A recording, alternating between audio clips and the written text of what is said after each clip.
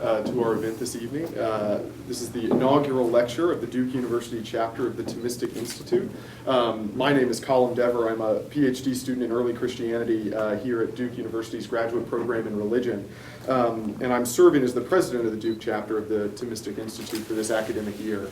The Thomistic Institute is based out of the Dominican House of Studies in Washington, D.C., and it exists to promote Catholic truth in our contemporary world by strengthening the intellectual formation of Christians at universities, in the church, and in the wider public square.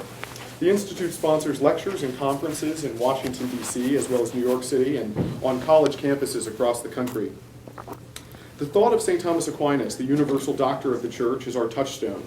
Please sign the sheets located in the back of the conference hall here, just when you get a chance this evening. If you would like to receive more information about future events from the Thomistic Institute, their website, they've asked me to say that their website is available here.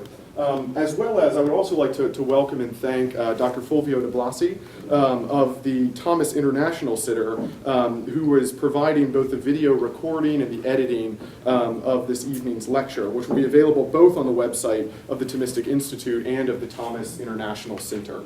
So thank you, Fulvio. Tonight we welcome Dr. Jason Baxter of Wyoming Catholic College, where he serves as an assistant professor of fine arts and humanities. Dr. Baxter's background is in classical philology, literature, and Italian studies. He received his PhD from Notre Dame in 2014 under the joint direction of Dr. Stephen Gersh and Dr. Vittorio Montemaggi. His dissertation, Two Sacred Encyclopedic Poets, Bernard Silvestris and Dante Alighieri, traces the development of a neglected Platonic literary and critical tradition through Macrobius and Bernard Silvestris, which, Dr. Baxter argues, Dante knew and engaged. He has published on Bernard Silvestris, the reception of Boethius, and Dante. Over the past year, he has been working on an extensive online course constituting an introduction to Dante over the course of 18 one-hour lectures available through the Wyoming Catholic College distance learning program. He intends to publish these lectures as an introduction to the Commedia. In addition to this, he is preparing a scholarly monograph on Dante and encyclopedism. This evening, he will be offering a lecture entitled, Here is One Who Shall Increase Our Love, Dante and Aquinas on Love and Ineffability. I am proud to call Dr. Baxter my good friend, and I ask you to join me in welcoming him this evening.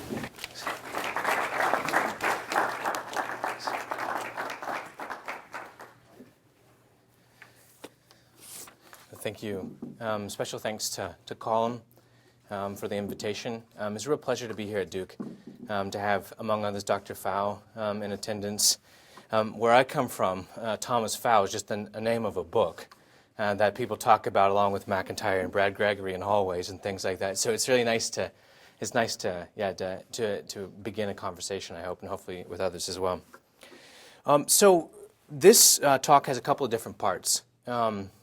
It's nice to be speaking at a divinity school to try to think about Dante from the perspective of theology. So I want to spend the first part just thinking about methodology, and in particular talking about lyrical and epic modes of theology and how that might help us trace out some strands in Dante. I then want to, in the next part, I want to historicize epic and lyrical modes within the medieval context. The part 3 will be looking at how Dante takes these different sort of epic modes of theology and combines them in the Paradiso. And then finally, part 4 will look at how Dante grafts within that epic mode of Paradiso a lyrical sensibility as well, which he drew from the vernacular tradition. So that's the sort of the overarching trajectory. This should take about 50 minutes, just to out of full disclosure, so you know what you're in for. Yeah. Okay. Almost a century ago, the Italian modernist critic Benedetto Croce made a famously strict distinction between Dante's lyrical moments of sublime inspiration, where the poet lets his imagination and passion pour forth in the heat of unhampered creative expression, and those moments in which the poet was restricted and weighed down by the clumsy medieval beliefs of his time. Croce called the pure form of creative expression poesia, and the shackled form non poesia. In the late 20th century, then, an important critical task for Dante's studies was to show, contra croce, that Dante's thought and poetry were not at odds. But with this critical task largely complete, a different sort of question has emerged. We know that Dante's theology doesn't mar his poetry, but could we go further and posit an even closer relationship? Could we say that Dante's poetry is theology? Or that Dante, in addition to being a poet, is a theologian? What is a seemingly simple question, can we call Dante a theologian, turns out to be a more complicated inquiry, which ramifies into several other historical and theological questions. Let me explain. Obviously, the question as to whether Dante was a theologian is different from whether he wrote about theological questions, because the answer to that is obvious, or should be, right? But should his comedy be read at a divinity school, alongside Augustine, Bonaventure, Aquinas, and Barth? And if the answer is yes, do we read Dante because his comedy translates a theological system into the concrete imaginary world of literature? If that's the case, we're not really reading Dante because he is a theologian, but more because he's an expert pedagogue, a translator of theology into poetry. Thus, as soon as we begin asking about whether Dante is a theologian, then we run into an important and long-debated question about Dante's relationship to Thomas Aquinas. If Dante's comedy is merely an aesthetic translation of Aquinas, the Summa in verse, as you'll find it said sometimes, then it would seem that Dante's not really a theologian, but a kind of workman, analogous to the medieval painter who was thought of more as a craftsman who gave visible form to the intellectual program the theological consultant had thought up.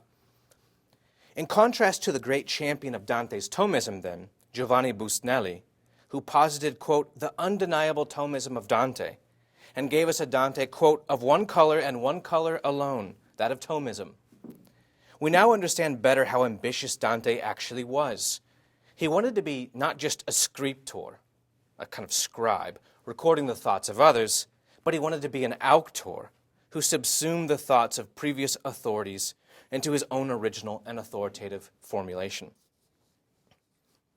Questions about Dante's theological authority, then, are necessarily viewed against a century of scholarship which championed a vision of Dante as an eclectic synthesizer. From the first polemical writings of Bruno Nardi, who was concerned to recover a Dante Platonicos against a Thomistic Dante, to the philological work of Gianfranco Contini, who read Dante as a dense verse of nesting layers of interwoven cultural traditions, we have a Dante of cultural complexity, a Dante of pluralism. For instance, in his influential Un'idea di Dante, Contini called such pluralism polysemia dantesca, that is what he defines as, quote, the polysemous layering, which unfolds entirely within the literal level through a multiplicity of internal echoes and cultural allusions, end quote. In other words, we have to be prepared to find in any key term in the comedy a whole range of philosophical, poetic, and theological traditions synthesized. For Contini, the poetry of Dante is a unique creation due to the author's, quote, fulminating richness of memory, in which there's an accumulation of layers of experience and texts. At the same time, it's important to note that the question of Dante as theologian has particularly occupied a group of Italianists with connections to Cambridge Divinity School. For example, Matthew Traherne and Vittorio Montemaggi, editors of the groundbreaking Dante's Commedia, Theology as Poetry, were studying theology at Cambridge at the same time they were working on the philological side of Dante. That is, they were working within an environment where the very definition of theology and its modes is being stretched. For example, Cambridge theologian David Ford has called for, quote, a dynamic ecology of theological thinking. That is, a theological method more reflective of the variety of Scripture. He borrows from Balthasar to show how the literary categories of drama, epic, and lyric can be used to describe the different theological approaches needed. Epic, Ford says, is a theological mode which, quote, tells in a monologue, as objectively as possible, about people, events, and ideas. It speaks of God in the third person as He, and tries to get the facts right, and to complete the narrative without the intrusion of personal viewpoint or other forms of subjectivity. This is Ford.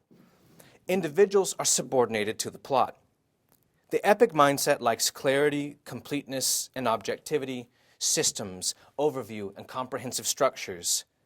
It is impatient of ambiguity, indirectness, irony, multi-leveled meaning, and multiple perspectives, end quote. Lyric, on the other hand, quote, is subjective, concerned with inwardness, self-expression, and the present moment. God is thou or you, addressed by an I, and the relationship can be intense with ups and downs, messiness, and loose ends, end quote. Ford's preference is for drama because it, quote, embraces the objective and the subjective, maintaining a sense of plot and purpose without suppressing individuality, diversity, and the complexity of levels. But here, too, he thinks it's imperative that these ways of doing theology balance one another. If Christian faith, quote, becomes too epic or too lyric, there can be serious consequences, end quote. Thus, within an environment in which the horizons of what it means to do theology are being pushed back, and within a context in which the philological complexity of Dante is ever more appreciated, there's an exciting opportunity to bring Dante's text into the conversation. There is some danger of naively posing our questions to a historically distant text, dangers I think illustrated by the example of Croce, with whom we began this lecture. For this reason, we have to be prepared, after posing the questions, to historicize our contemporary categories. We also have to be prepared to read those questions within the constellations of ideas we would not ordinarily associate with them. For instance, we do indeed find something very much like Ford's, quote, subjunctive mood, performed in a lyrical way as one medieval definition of theology, in which the activity of theology is referred to as a kind of hortatory activity, a stretching out of the heart or mind, an attempt to lift the mind up to a domain well above the indicative. For example, say in Eriugenes' translation of Dionysius' mystical theology. At the same time, we find in, say, Bonaventure or Hugh of St. Victor, theology done in an epic key, in which there's a conscientious cultivation of the view from above, as Pierre Hadot once put it. It's a kind of dazzled and dramatic recognition of a universe replete with God. But the surprise comes when we recognize the porous boundaries between the epic and the lyric within the medieval context. Thus, within Bonaventure's Itinerarium, we find not only the cosmic view, but we find that it sublimates into lyrical theology when Bonaventure concludes by his treatise by turning to Dionysius' lyrical hymn to the Trinity. With this as a background, I'd like to use Ford's description of epic and lyric theology to help us recognize the presence of divergent theological traditions within the Paradiso. Then, after describing these historical phenomena, I'll return to the original question, suggesting that we should appreciate Dante as a theologian. But I'll suggest also that Dante's creativity can be meaningfully understood within a Thomistic paradigm. I'll then argue that the deep roots of Dante's originality lie in the fact that he grafted into his epic theological view of the universe a lyrical theology, which he himself borrowed from the lyrical tradition of his day. Thus, while fully Thomistic, Dante manages to do something radically and dynamically new. Dante's theological contribution is due to the fact that he was a poet. In the Middle Ages, we find a dazzling number of variants of epic theology. In contrast, we moderns, in the words of Charles Taylor, quote, conceive of ourselves as having inner depths. We might even say that the depths which were previously located in the cosmos, the enchanted world, are now more readily placed within, end quote. But it was not so in the pre-modern world. The belief that the universe was replete with God gave rise to a number of complementary and overlapping ways of meditating on how the visible world reflects him and leads the mind back to him. For example, one way to read the universe was as a scalable hierarchy, a macrocosm synced with the intellectual powers of man. As the mind climbs higher and higher, it discovers that it is within intellectual powers suited to know these higher levels of reality. So, levels of hierarchy in reality, but also sort of synced with increasingly deep powers of cognition within the human soul. For instance, Gregory of Nyssa borrows this Platonizing flight of the soul and maps it onto Moses' ascent of Sinai. Quote, "Once the soul is released from its earthly attachment, it becomes light and swift for its upward movement, soaring from below up to the heights." End quote. For Gregory, of course, there's a twist to this traditional motif of the ascent. That is, the soul never actually finishes its rising, but rather continues moving in a perpetual state of ascending, making eternal progress. Gregory uses an image almost borrowed from an Escher illustration of a perpetually lengthening stairwell. Moses, he says, quote, "continually climbed to the step above and never ceased to rise higher, because he always found a step higher than the one he had attained." End quote. And although he's lifted up to such lofty experiences, Moses is still unsatisfied in his desire for more. Gregory says, "This truly is the vision of God, never to be satisfied in the desire to see him." End quote. In addition to envisioning the soul as it flies through the universe, through increasingly higher levels of reality, one finds also throughout the Middle Ages another kind of cosmic theology, a cultivating of a kind of view of the universe from above, an eye for how the underlying harmonic principles of the universe constitute the equipoise of creation, in David Slavitt's paraphrase of Boethius's famous Metrum 3:9. It's a view of how love flows through the veins of the cosmos, nourishing each creature by providing it with an internal desire to seek God in that way which is appropriate to its nature. Take, for example, Boethius's poem, which you find in the Consolation 2:8, in which he describes the series rerum, that is, the chain of creatures delicately linked so that one part always counterbalances the other. Quote, "The world in its regular changes, its elements reconciled, is held in balance. By its immutable laws, the churning sea is confined to its bed, and the land keeps its bounds. For each subject is subject to a greater power, the other helps to enforce. What governs earth and sea and sky is nothing less than love," says Boethius. Later in the Consolation, Boethius tries to explain how such order comes about. And he says that each creature is endowed with an interior movement, a love, a hunger, a desire to be what it is. And in seeking out its own perfection, it thus seeks out the ultimate good. Or as Boethius puts it, the good is both the rudder and the port to which the creature returns. Aquinas teaches the same thing. David Gallagher explains, "According to his theological understanding of nature, and indeed the whole universe, Thomas Aquinas maintains that each being possesses appetite, an inner tendency or inclination by which it tends toward its own appropriate perfection. This, for Thomas, is one of the marvels of creation, that God did not create beings which would be moved only from external causes, but rather endowed beings with their own interior principles of motion." End quote. In this way, by seeking to maintain their own goodness, creatures become what Aquinas calls similitudines divini, or divine emulations. But the delightful thing about the medieval mind is that it didn't feel that it had to choose between alternative explanations for how God is present throughout the universe, but rather explanations could be allowed to accumulate, so that God was thought not just to be present, but present everywhere in a seemingly infinite number of ways. In reading Bonaventure's Itinerarium, for example, one gets the impression not just that God is made visible through the created world, but a feeling for the abundance of the modes in which he makes himself known. Even before Dante, we find literary texts which attempt to combine the flight of the soul, the view from above, as well as a kind of Victorine delight in the abundance of the world. For example, Bernard Silvestris, in his Cosmographia, tells the story of the goddess Natura, who undertakes a cosmic journey to find a companion, Urania, who will help her form the body of man.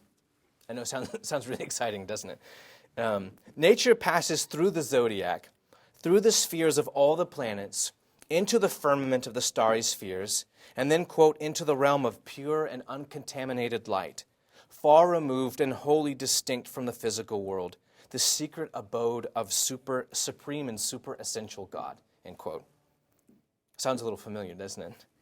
A journey modeled on the flight of the soul. But at each step along the journey, the poet has his natura step back to marvel and rejoice at the universe which is, quote, like a book with its pages spread open. She's made to observe the movements of the heavenly bodies, as well as to observe all the climes of the earth.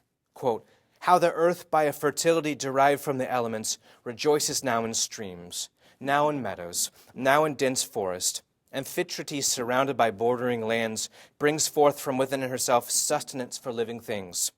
One region flourishes with fruits, another with trees, another with herbs and spices. One region teems with gems, another with different kinds of metal. End quote. He gets this passage from Hugh of St. Victor's on the 3 days. But my point in this is that here what we see is an overlapping of these different sort of epic modes of theology, what I've called the flight of the soul, as well as the view from above. The final point I wish to make, though, about this epic theology concerns another contribution made by Aquinas. That is, his insight that the limit which regulates the extent to which an individual can participate in this cosmos of love is determined by his personal love. Or in this case, that perfected love for God, charity. This is Thomas's famous teaching in the Summa Theologica, the Prima Pars, question 12, where Aquinas, taking up the verse 1 Corinthians 15:41, or 15, that can't be right, 15, in 1 Corinthians 15, star differs from star in glory, says that some in heaven will, quote, see the essence of God more perfectly than others, end quote. Aquinas points out that because God's being is on an ontological level above ours, then our minds cannot comprehend his essence. But God is willing to provide a gift of understanding, a sort of eye on loan, through which we can see his divine essence. Or to bring it closer to Aquinas' metaphor, God's light is so brilliant that it blinds our feeble eyes, but he will give us the gift of a light in which we can see his brilliant darkness. A beautiful interpretation, I think, of the verse in the Psalms, in your light we will see light. This gift of light, which is necessary for seeing God's light, is called lumen gloriae, the light of glory. Hence the intellect, which has more of the light of glory, will see God the more perfectly, Aquinas says. But Aquinas continues by arguing that the amount of lumen gloriae given us is dependent on how much charity we possess. Why? Because the more charity you have, the more desire you have. And desire, quote, in a certain degree makes the one desiring apt and prepared to receive the object desire. Hence, he who possesses the more charity will see God the more perfectly and will be the more beatified, end quote. Love, then, for Aquinas, has a kind of heat which can break up the cold ground of my heart to prepare it for God. With all this in mind, when we turn back to Dante, we note the extraordinary way in which Dante layers all of these epic theologies in the same poem. His Paradiso most obviously involves a flight of the soul, a metaphor he explicitly uses in Paradiso. During that flight, the pilgrim turns around to enjoy more than once a view from above and sees, quote, the little patch of earth that makes us here so fierce. From hills to river mouths, I saw it all, end quote. Furthermore, in Beatrice's speech in Paradiso 1, Dante gives us an image of that amor naturalis, that natural love, through which creatures pursue God by seeking out their own good. And finally, through Piccarda, Dante brings together not only a cosmic view of creatures seeking God by doing well that which they are, but also the sort of Thomistic view of love being the regulating factor on the extent to which I can participate in God's love. Piccarda says this. When asked by Dante if she wishes that she were higher up, she says, "Brother, the power of love subdues our will, so that we long only for what we have and thirst for nothing else.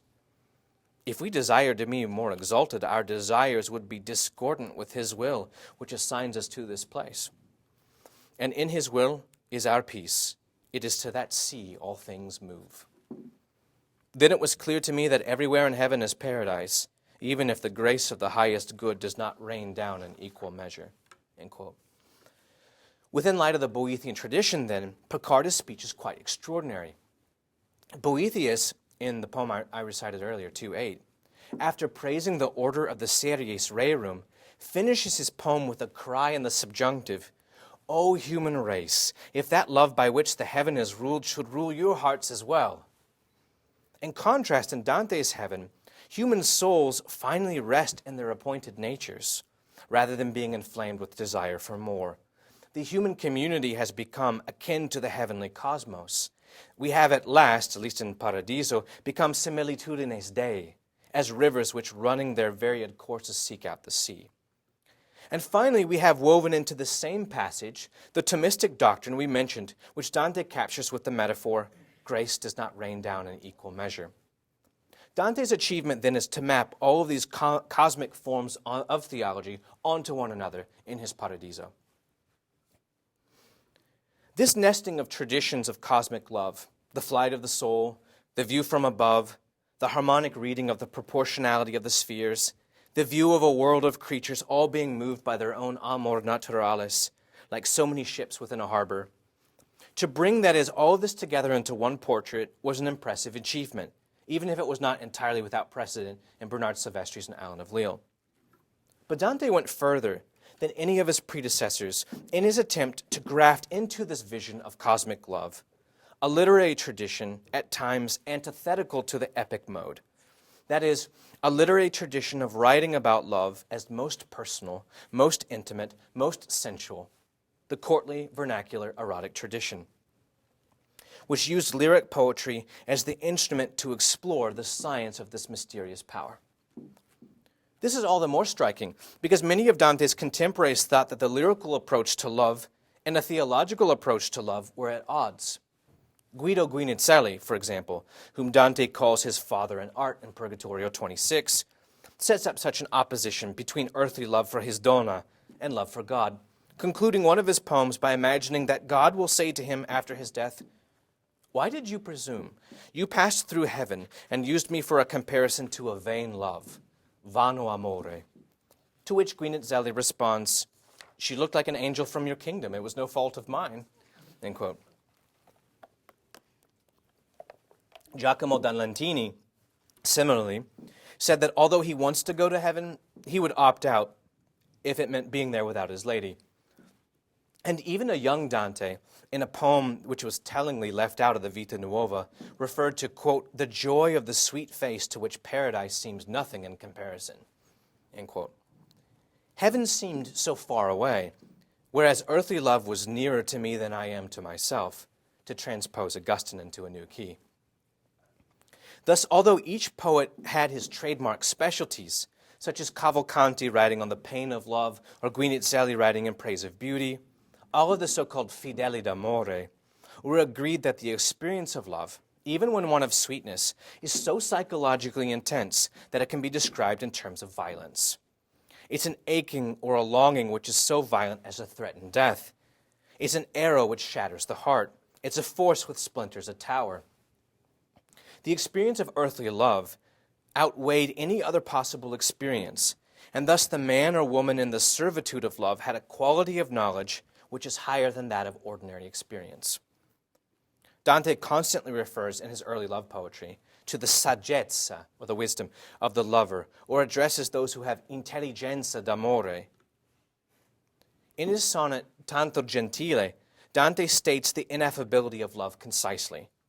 Referring to the unspeakable sweetness which comes from Beatrice's eyes, he says, "Qu'intender no la può chi no la prova." None can understand but he who experiences it.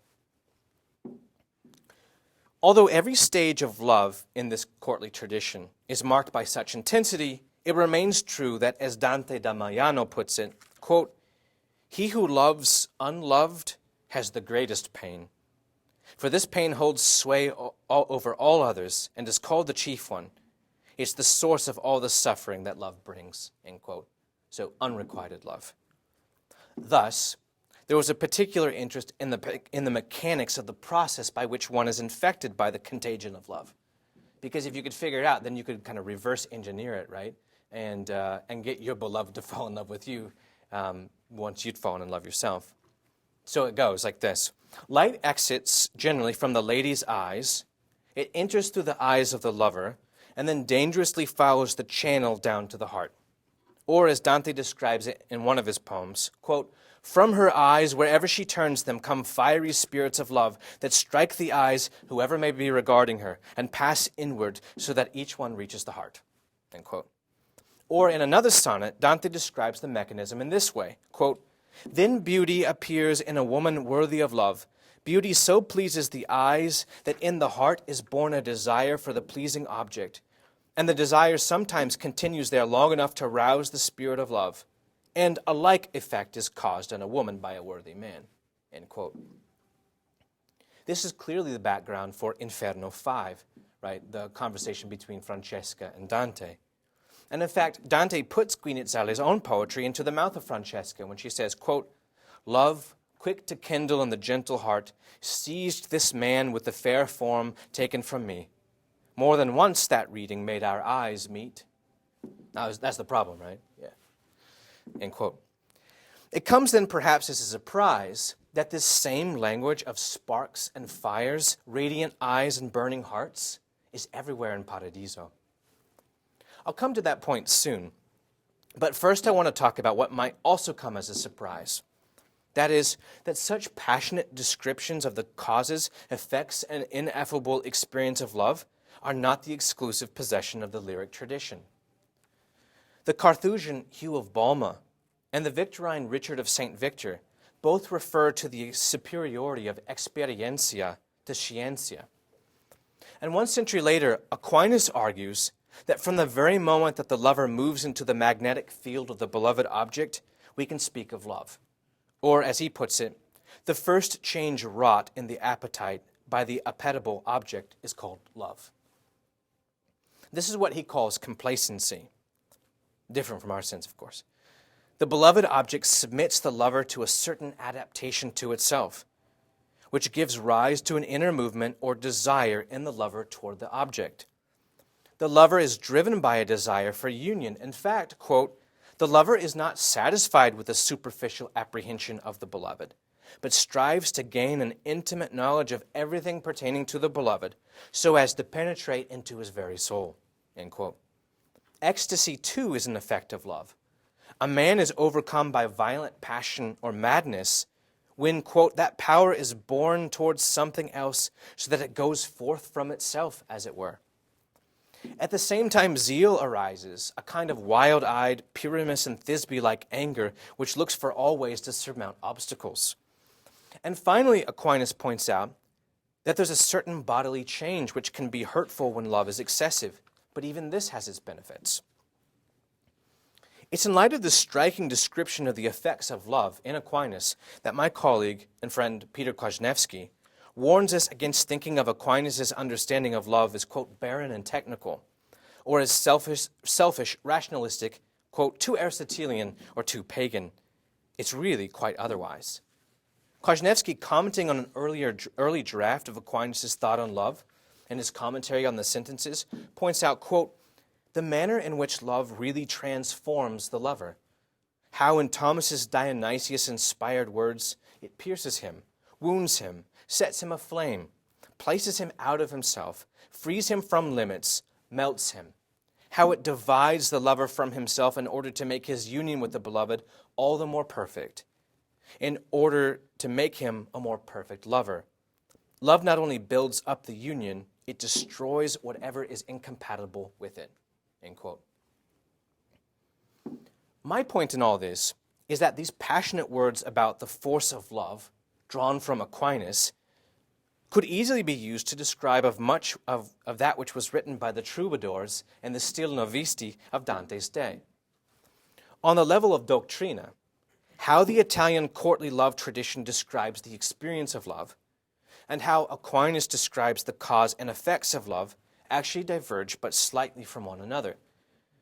Thus we can see the imbrication of the two traditions provided Dante with an extraordinary opportunity. In other words, we have the basic ingredients for that polysemia dantesca referred to above. At the same time, there are important differences. Tristan Kay in a book which just came out this year called Dante's Lyric Redemption, sums it up. Quote, "In both secular and religious culture, therefore, we find signs of an unlikely rapprochement between eros and spirituality. And in this process, the two spheres undoubtedly cross-fertilize one another. Yet while the fracture between the two forms of love has shown signs of healing, it remained a fracture. Mystical theologians oriented themselves toward God, not a lady, while poets oriented themselves towards a lady and continued to feel anxious in doing so." End quote.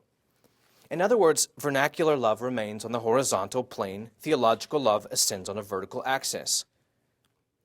But there's perhaps an even deeper divide related to the different intended audiences.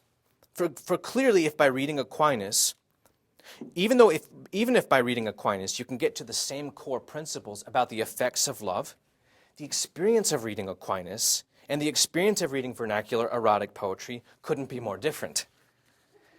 The writers of vernacular poetry hoped their readers would sigh, weep, and show compassion.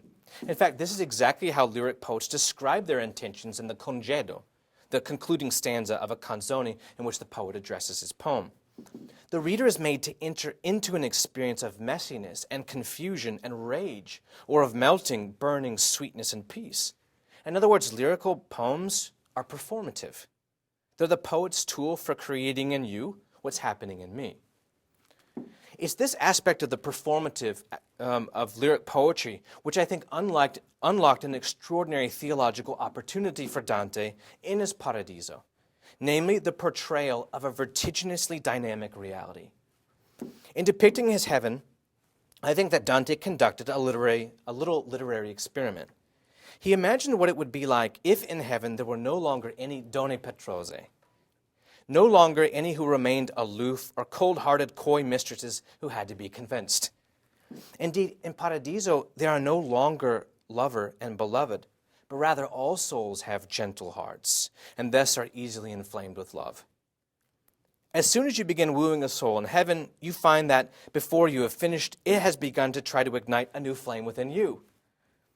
The dynamism of this vision of reality, in which heavenly souls are all lovers, makes even the vernacular courtly lyrics seen by contrast staid.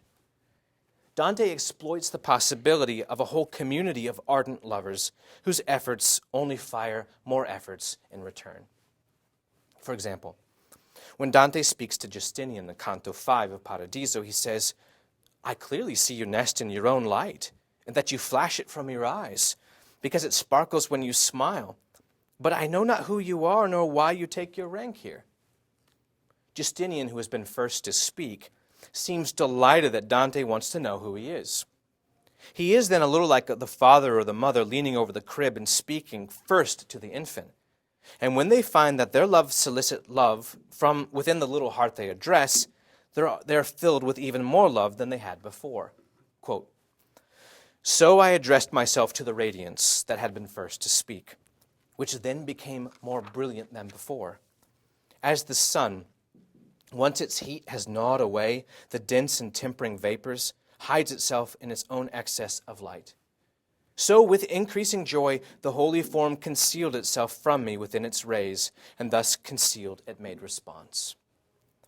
Fascinatingly, in a canzone Dante had written much earlier, the canzone Dante has Casellas sing in Purgatorio 2, Dante referred to how the smile of the beloved, quote, "overpowers our intellect as a ray of sunlight overpowers a weak sight," end quote. In that canzone, Dante had used the image to get at how a beautiful person conceals himself within her own radiance of light. But in Paradiso, Justinian not only conceals himself in his radiance like the beloved, but delights in Dante's desire to know him as the lyrical lover. Dante's desire, in turn, kindles in Justinian a renewed desire to know. It's a dynamic exchange. We find the same dynamic increase of love, not surprisingly, in Paradiso 8, that is, in the heaven of Venus. And Dante adds a narrative detail to make us feel the difference in intensity. In hell, Paolo and Francesca were whipped about by a violent windstorm.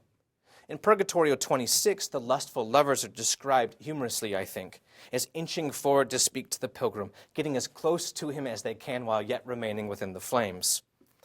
Thus, in the first canticle, we have an image of violence, but of an empty motion.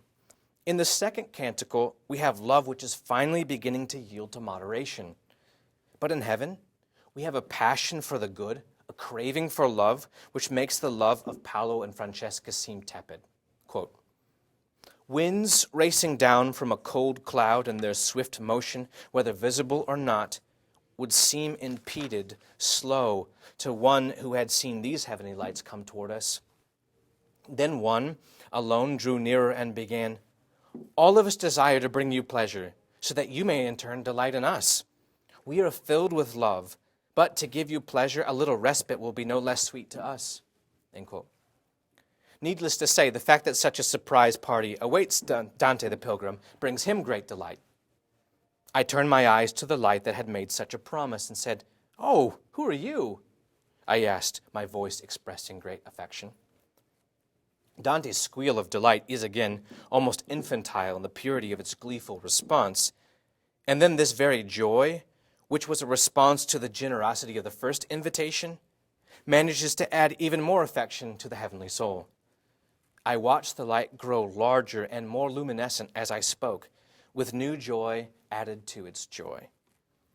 In fact, the soul grows so joyful that once it begins, it becomes hidden to the eyes of Dante. But there's more in the next terzine. When Charles Martel has finally finished his speech, Dante says, quote, Since I sense that the deep joy your words have filled me with, my Lord, is seen by you as clearly as it's seen by me, there where every good begins and ends, my joy is greater. And as I also hold it dear that you discern this as you gaze on God, you have made me glad. We have then a picture of heaven as a place in which souls are constantly and vertiginously falling deeper in love. It's not only the case that Charles Martel's speech brings the pilgrim delight, but it's also the case that his observation of the increase of joy in the pilgrim causes an increase in his joy. And when Dante sees that his joy has produced joy, he becomes happier. You get the idea, I think. If in hell, Dante had to approach lethargic souls to induce them by blandishment or force to give up their stories, here in heaven he is bombarded and enveloped by eager souls who keep anticipating his questions. The souls rush down upon and around him to sweep him up into that dynamic communal experience of ever more deeply falling in love, which has been going on a long time before he arrived, saying, Ecco chi crescerà li nostri amori. Here is one, behold, who will increase our loves. In heaven, Dante portrays his pilgrimage as a role reversal. The love poet has become the beloved. And so Dante makes a concerted effort to turn up the temperature of his final canticle by embedding it with language of glistening eyes and burning hearts, borrowed from the lyric tradition. For instance, if you think all the way back to Dante's Vita Nuova, he has an eerie dream in which love feeds his burning heart, his core ardendo, to an understandably hesitant Beatrice. But it's important to note that such images of burning don't disappear in the Paradiso. They grow more abundant. In the circle of the sun, for example, Dante is surrounded by ardenti soli, burning suns, who encircle him singing and dancing. In other words, they perform a ballata in which Dante is in the middle. Dante will later refer to Cacciaguida's bow of ardent affection. He'll refer to how ardente, burning, is the dolce amor which issues from the eagle of justice. He'll refer to the ardente amore of Peter, James, and John, to how Bernard's eyes turn with such affection to Mary that it makes Dante's eyes più ardenti. In fact, Dante uses the adjective ardente 11 times in the Paradiso, only 2 times in the Purgatorio, and not at all in the Inferno. And if we widen the scope to include the verb to burn, ardere, we can still note that the words of burning appear 2 times more often in the Paradiso than the first 2 canticles combined. In our popular imagination, we think of the realm of Satan as sultry and hot. But if we're going to follow Dante's insight, we should start saying cold as hell. For Dante, Paradiso is not only the place of, say, more intricate music of polyphony, as opposed to the broken songs and warped instruments of hell. It's not only full of more smiles and laughter, but is also hotter and more radiant.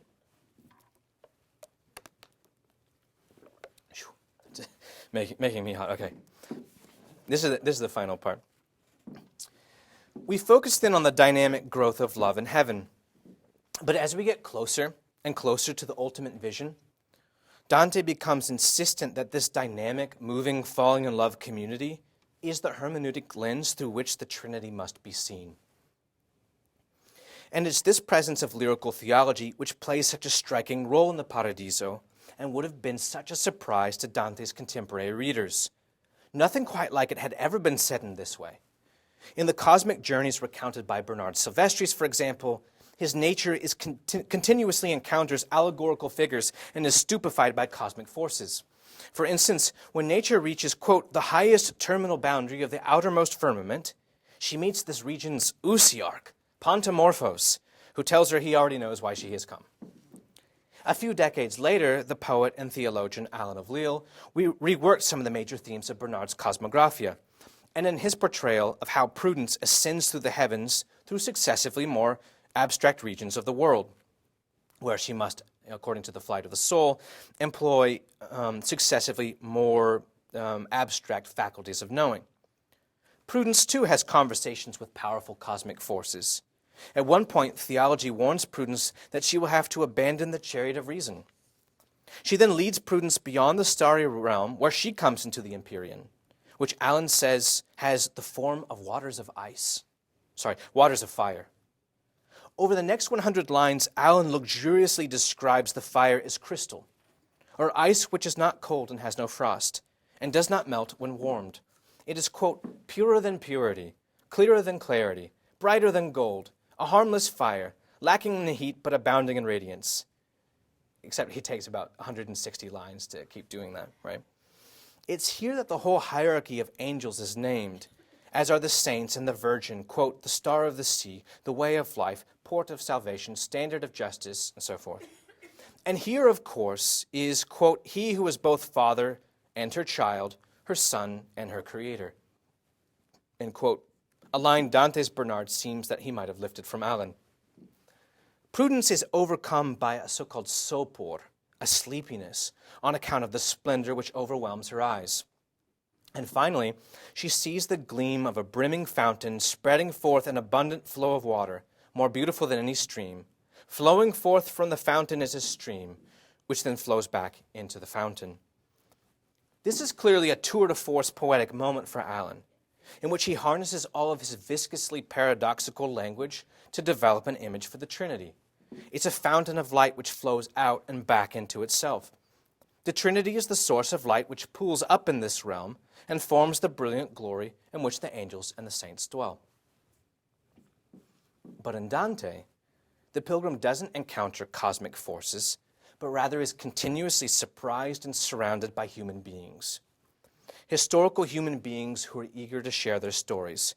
Human beings who rush down to meet him, surround him, and draw him up. People who condescend, like Cacciaguida, to speak to him in a baby talk he can understand.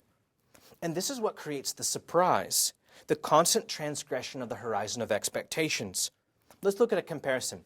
Just as nature is led by Urania into Bernard's heaven of pure light, and Prudence is led by theology into Alan's river of fire, so is Dante conducted by Beatrice beyond the stars. In Paradiso 30, she explains, quote, we have issued from the largest body of the heaven of pure light, into the heaven of pure light, light intellectual, full of love, love of true good, full of joy, joy that surpasses every sweetness. Like sudden lightning that confounds the faculty of sight, depriving eyes of taking in the clearest objects, thus did a living light shine all around me, leaving me so swathed in the veil of its effulgence that I saw nothing else. The love that calms this heaven always offers welcome with such greetings to make the candle ready for the flame. No sooner had these words reached my mind than I became aware of having risen above and well beyond my powers. And such was the new vision kindled with me, that there exists no light so vivid that my eyes could not have borne its brightness. It is then, of course, that Dante is directed to look at that light that flowed as that light that flowed as flows a river, pouring its golden splendor between two banks painted with the wondrous colors of spring. From the torrent issued living sparks, and on either bank they settled on the flowers like rubies ringed in gold. Then, as though intoxicated by the odors, they plunged once more into the marvelous flood, and as one submerged, another would come forth. End of quote. Beatrice bids Dante to drink in this sight, and says that he must do so before his greater thirst can be satisfied. At this point, Dante's reader, familiar with Bernard or Allen, would see that Dante is practicing a kind of medieval imitatio, faithfully following his guide and predecessors in constructing this literary scene. They would also recognize that this region of light is the lumen gloriae, the light of glory, as described in Aquinas, or as Dante says, quote, "There is a light above that makes the Creator visible to every creature." But then comes Dante's surprise. The sparks which leap from the river and become the flowers on the bank turn out to be the souls of people. Quote, "Then, like people wearing masks, once they put off the likeness not their own, in which they hid seem other than before, the flowers and the sparks were changed before my eyes into a greater celebration, so that I saw before my very eyes both courts of heaven." End quote. Allen's river of fire has become Dante's rivers of flowers and sparks and topazes, which are, of course, individual saints. Allen's river is a geographical location. Dante's is a river of faces and eyes. In the kaleidoscopic and synesthetic imagery which fills the end of Paradiso, that river of burning flowers transmutes itself into a flower of many petals.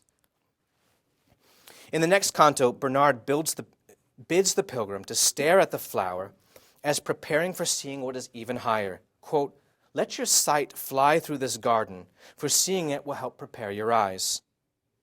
His allusion to the garden is reminiscent of Dante's confession of his love 5 canti before. In response to John's question, "How did you come to know love?"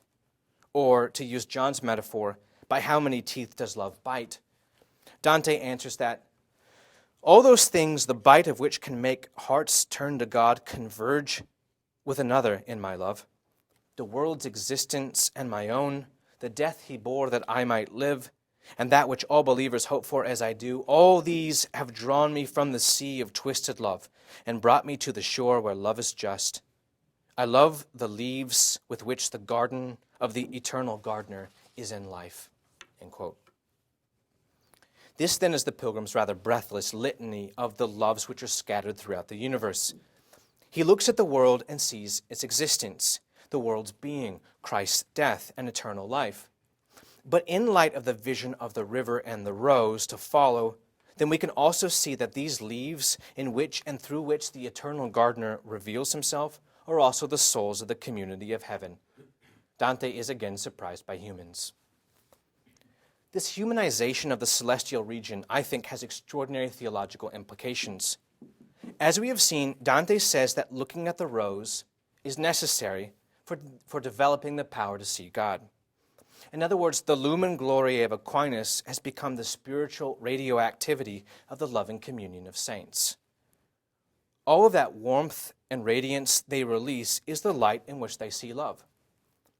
But then we also remember that Dante borrowed from the vernacular lyric tradition to construct a particularly dynamic vision of lovers trying to enkindle the flame of love in one another. And so we realize that this rose is dynamic. That is, it's eternally growing in luminescence. As the community increasingly falls in love with one another, the lumen gloriae in which God is seen also grows. We have then a dynamic vision of the beatific vision of God, analogous to Gregory's understanding of the eternal progress. The lumen gloriae of heaven increases on account of the ever-abounding love of the saints. And in this light, they are able to see more of God's essence. But knowing more of God's beauty fills them with the hopeful expectation of what is in store for their neighbor. And that ardent desire, in turn, makes them better lovers. And so in this dynamic circle, the luminescence of heaven grows, to borrow an image from Dante, like a lightning bolt which flashes but doesn't go out. It just keeps adding to its brightness. To conclude, I think Dante's great and original achievement as a theologian is to graft into the cosmic and epic theological tradition a lyrical and erotic vision. By doing so, he gives us an experience of heaven as dynamic and growing in ardore. The dynamic lyrical loves of the saints for one another serve to increase that lumen gloriae in which they can increasingly see more of the ineffable God, who always reveals more of himself to those who have the eyes of love to see. When I see more of him, then my soul burns brighter with joy, and that joy in turn delights those around me, which enables them to see more. And their greater share of joy fills me with more delight, so that when I return to God again, I see more. Thus, Dante works within the Thomistic paradigm of lumen gloriae and the importance of love as determining how much I will see God. But at the same time, he adds to it an original and striking theological contribution. But he was only able to get at this original theological position because of his background as a poet.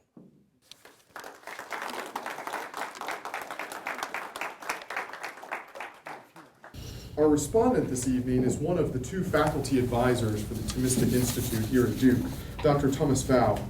Dr. Pfau is the Alice Mary Baldwin Professor of English at Duke University, with a secondary appointment in Germanic Languages and Literatures, in which he is serving a 2-year sentence as department chair, and in the Duke Divinity School. Dr. Pfau's early work focused on Romantic poetry and theory, but he has since broadened his range of intellectual interests to include 18th and 19th century literature, philosophy, and intellectual history.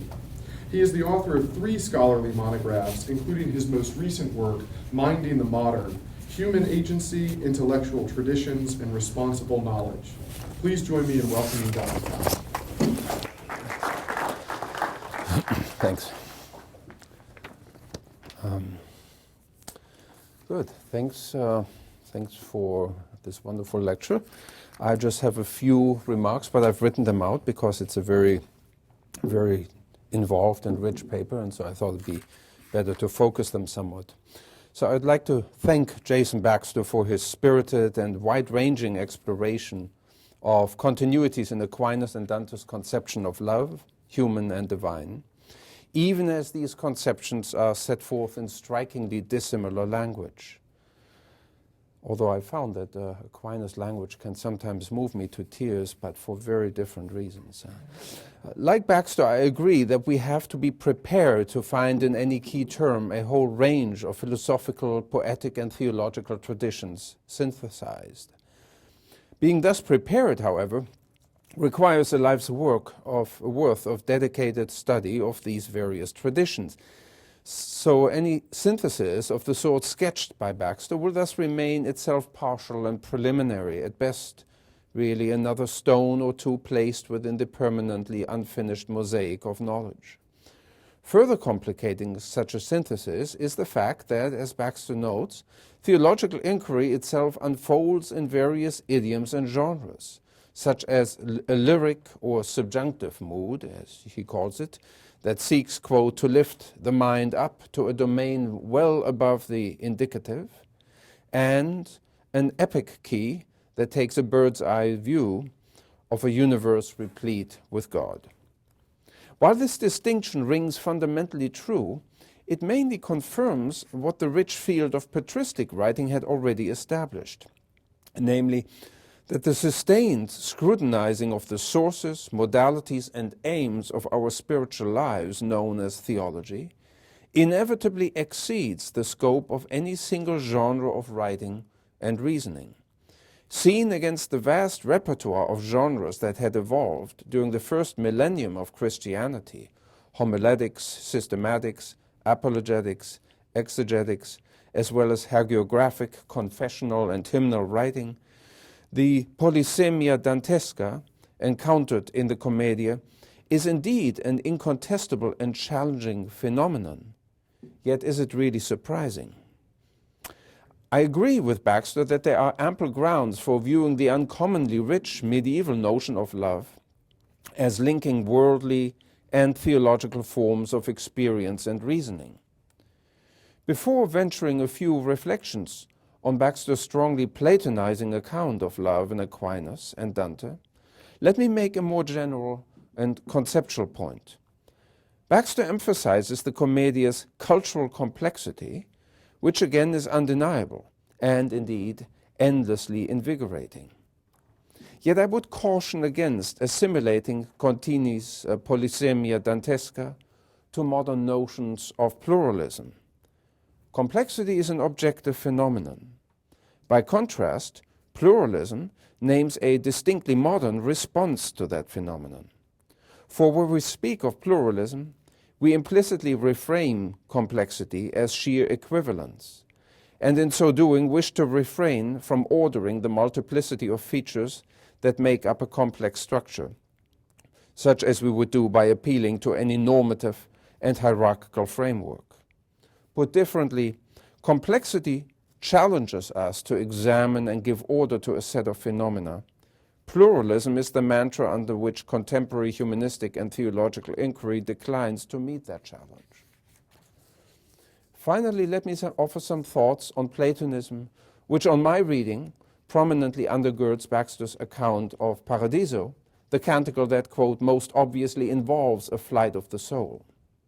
This Platonist characterization, previously articulated by von Balthasar's reading of Dante in his trilogy, rings fundamentally true, and the overall narrative arc of the Commedia herein resembles that of Aquinas' Summa, which tends towards his Christology as the culminating moment, when, to borrow Baxter's characterization of Paradiso, human souls finally rest in their own appointed natures, rather than being inflamed with desire.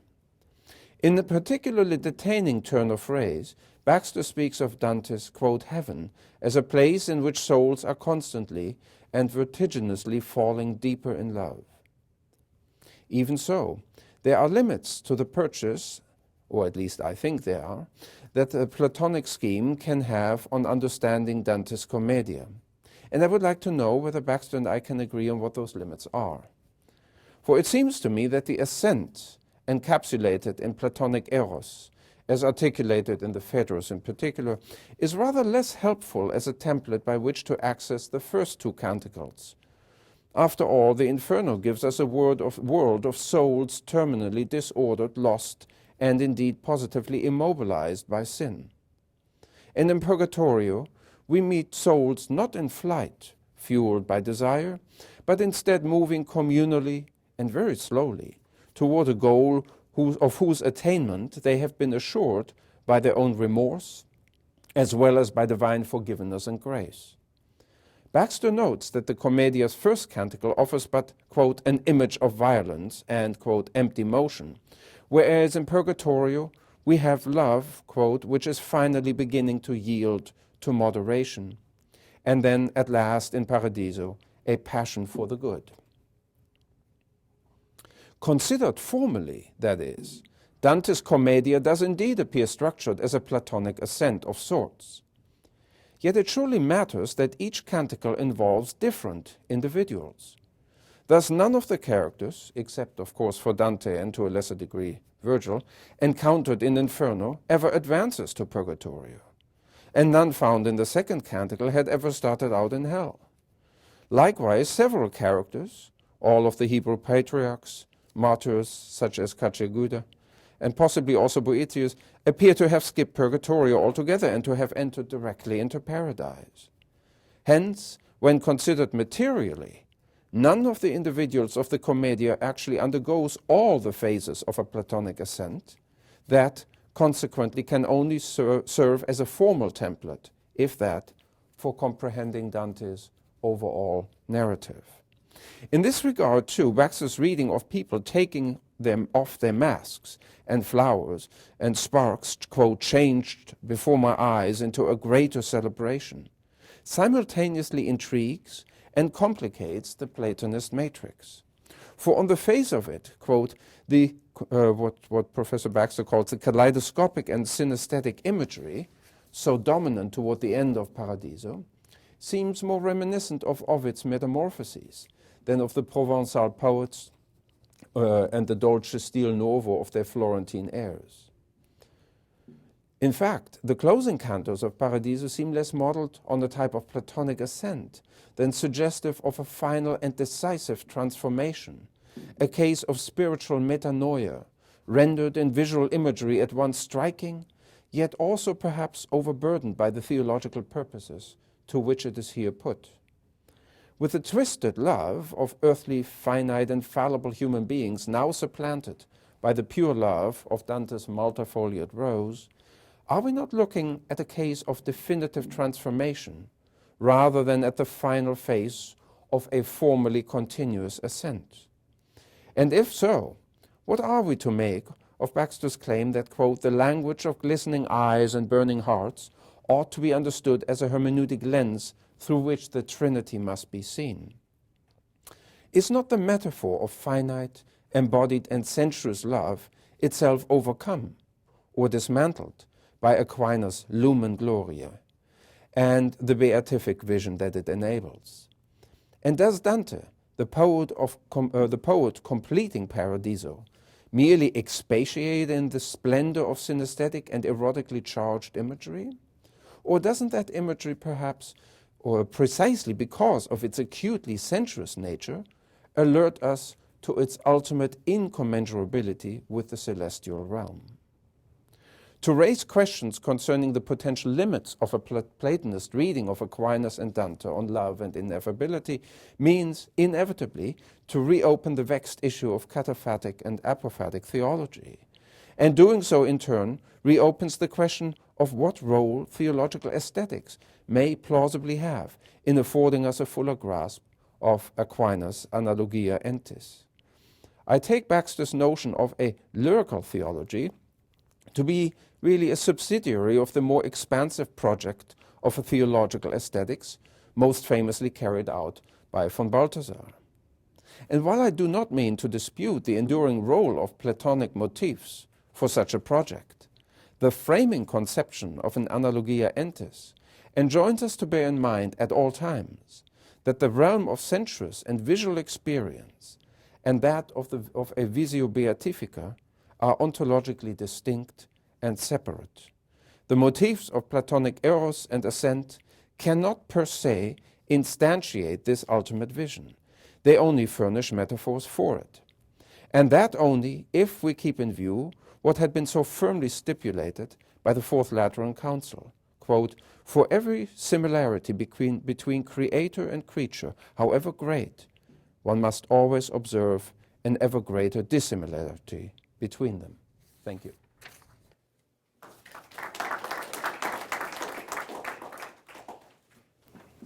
Yeah, thanks for your thoughts, Dr. Pfau. Obviously, I think I need to think about them to make a proper response. I guess that's the point of starting a conversation, right? But it seems to me that, yes, I think there is much more than Platonism. I don't know if I'm trying to evade the question by suggesting I think Paradiso is the most Platonic of all the canticles, right? As a beginning, say, with Paradiso 4, where Beatrice explains to Dante a sort of corrected view of the Timaeus, that there's a kind of mythopoeic structure to Dante's Paradiso. That is, of course, like the souls aren't actually spread out through the heavens, as Beatrice explains, but they're rather in a single point in heaven. They're just sort of images are projected so that it's easier for Dante to follow along. So it seems to me that Paradiso, say, would be the most Platonic of all, and then clearly, I think a more sort of, in Inferno in particular, a kind of an Aristotelian structure of ethics, and then Dante's sort of tour de force moment to take his 7 deadly sins, his 7 capital vices, and map those in turn then on another kind of Aristotelian or Ciceronian system. But I think maybe the most interesting thing I could say, without more preparation, is just about the figure of Ulysses in Inferno 26, of course. I read Ulysses as having conducted a failed Platonic ascent. That in addition to, say, having maybe, having committed this sin of what Aquinas would call astutia, right, the sort of misuse of prudence, there's also, if you read, say, Ulysses in light of the commentary tradition on Ulysses, say, for example, Bernard Silvestri's commentary on Virgil's Aeneid, then you see that Bernard Silvestris has a very positive reading of Ulysses, as did Boethius, right? And suggested that Ulysses, his journey home represents a journey back home to God in the fatherland, and involves a Platonic flight of the soul in which he goes through successively higher regions of the world and employs successively higher faculties.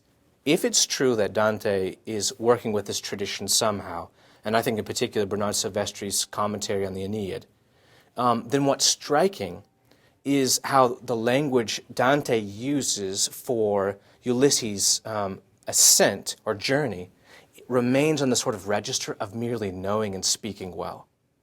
In which case you have a Ulysses who had tremendous desire and goal, right, to see, right, that which is beyond, right, the sort of mysterious other on the other side of the continent. And yet, if I'm right, the sort of register used is that he wasn't able to ever employ any deeper human faculties than mere cogitatio. And so that, as Augustine would say in Ostia, Ulysses keeps descending down to the clatter of his own tongue. Ulysses can't ascend above the clatter of his own tongue or the realm of cogitatio. So I sort of read Ulysses, my sort of attempt to sort of to treat Ulysses both sort of in light of the Italian tradition, who loves Ulysses, right? Who thinks, all the way from Francesco de Sanctis, that Ulysses shouldn't be in hell. And then there's sort of an Anglophone reading of a Hollander or a John Scott or so forth that say, no, Ulysses, this is an example of Ulysses' astutia. My sort of reading is an attempt to combine both of those and say, the problem with Ulysses is that he spent his whole life, in some sense, deceiving others. So, of course, he would be deceived by language itself. And thus, though possessed of a noble desire to ascend, actually is sort of ensnared by his inability to rise higher. So I don't know, does that bring us more into agreement or less into agreement? I suppose I've suggested that the Platonism goes even further than Paradiso, haven't I? But I think the sort of ethical structure, the moral structure of Inferno and Purgatorio is certainly, Aristotelian, with the addition of kind of what ultimately has its roots in the Desert Fathers mapped on top of it. But yeah, I guess I would see Ulysses as well as another sort of fascinating figure who doesn't get to make the ascent. Right. I mean, that seems right. It seems also perhaps that Dante, in sort of recalibrating the story of Ulysses in the way that you describe, is raising rather strong questions about the sort of Platonizing appraisal of that figure by his predecessors. I think the broader point that, in a way, I thought perhaps needed to be given more attention is that the vast majority of characters, certainly in the Inferno, all of them, but the vast majority of characters are really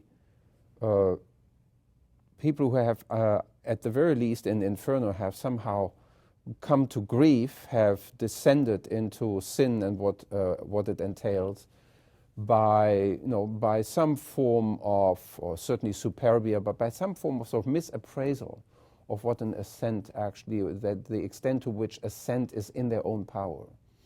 Now, they are all in a way failed persons. And it seems that, that they are merely a sampling of what presumably is the vast majority of humankind. At least, I mean, sort of intuitively, I'm always inclined to think that everyone that we encounter in Inferno is merely a representative of a certain kind of failing for which there would be entire phone books full of additional such characters. And on the other hand, everyone we encounter in Paradiso is just that person. There is no reason to suppose that there is a whole legion of similarly successful characters. At least I sort of would find it much harder to summon that kind of confidence and extrapolate in the same way. So that really, in some ways, the Platonic ascent is really is sort of the exception to what is overwhelmingly the sort of the sense that of mixed, fallible, and ultimately, at the very least, incomplete and often terminally sort of failed persons. Yeah, I think Dante, I mean, when Dante, right, describes the souls in hell as being as many as are dropped from leaves in autumn, right? He does have a couple moments in Paradiso, right, where, you know, I mean, what Cacciaguida says to him, that only the souls of the famous come forth to speak to him. And so there are sort of moments in which a soul kind of like bubbles up to the surface, speaks, and then recedes among others. But I think your basic point is that, I mean, in 32, he does get a vision of the whole, and there are only, a couple of seats left. One for Henry VII, one for Dante, and maybe one for one of us in here, right? Yeah, so I think that, I mean, there are many fewer souls in heaven. I guess I want to think just a little bit about the Paolo and Francesca incident, just in terms of failed human beings. I think Dante would agree that that they failed because of lusuria, right? Obviously, they committed lust. But I think in a kind of interesting sort of analysis, that Dante also wants to say because they actually weren't good enough lovers, which I think in some sense explains the sort of the pull and the draw of Inferno 5. Right? Dante, of course, himself, the pilgrim, of course, swoons, and I think anyone who reads it well, in addition to condemning them, right, feels extraordinary sort of sympathy and compassion. I think if you ask yourself why Dante does that, I think it's because he's ultimately, I think, trying to create a response and a draw that what they had was fundamentally the correct vehicle, which the problem with Paolo and Francesca is they weren't good enough lovers, right? I mean, so Christian Maves in his book, The Metaphysics of Dante, has a really good reading on this, right? He talks about, Paolo, Francesca said they read to a certain punto, a certain point in the book, at which point they read no further. And of course, punto returns again in the end of Paradiso to refer to as a metaphor to God, right? That which exists but not in extension whatsoever. And so there's a really interesting kind of remembering of the Paolo and Francesca moment in the ultimate sort of consummation of love with God. And I've always thought that Dante's critique of Paolo and Francesca is a kind of startling one, is that they're failed lovers, even though from our initial perspective we see them and think they're the most successful and passionate ones.